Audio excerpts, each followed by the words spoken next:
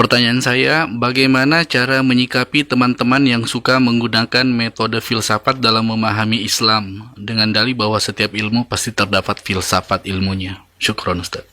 Nah, itu orang-orang yang tersesat dari jalan yang lurus. Karena itu tidak ada silam pendapat di tengah para ulama bahwa mempelajari filsafat itu adalah hal yang diharamkan. Nah, Imam Syafi'i berkata, hukum saya terhadap orang yang mempelajari filsafat adalah dia diangkut dengan kendaraan, dipukuli dengan trompa kayu, dibawa berkeliling ke pasar-pasar tempat berkumpulnya manusia, kemudian dikatakan kepadanya, ini orang yang mempelajari filsafat, dia berpaling dari Al-Quran dan Sunnah. Itu hukum Imam Syafi'i rahimahullah. Iya.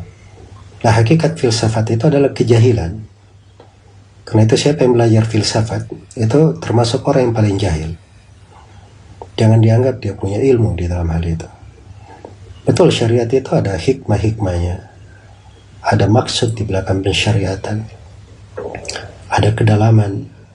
Karena itu bisa diukur di dalam pensyariatan. Setiap amalan yang dilakukan ditimbang akibat dari amalan. Itu semuanya di dalam syariat. Tapi itu ilmu dipelajari dalam syariat, ilmu agama. Ayat dan hadits itu semuanya penafsirannya berasal dari Nabi Sallallahu Alaihi Wasallam dan para ulama. Tidak perlu kepada ilmu filsafat atau apapun dari hal tersebut. Yang diperlukan dalam ilmu itu dia belajar Al-Quran dan Sunnah, dia berpegang, dia hafal ayat Al-Quran, hafal hadits, terus dia mengetahui penafsiran para sahabat, para tabiin, para ulama terhadap ayat-ayat, dan dia mengetahui makna dari hadits-hadits dari ucapan para ulama. Dan fikih di dalam hadits telah tertulis dalam buku 4 madhab. Karena itu orang-orang filsafat ini yang belajar ilmu filsafat ini orang-orang malas sebenarnya, tidak mau belajar. Dianggap dirinya berilmu. Jadi kalau dia baca hadits, dia ingin pahami seenaknya sendiri.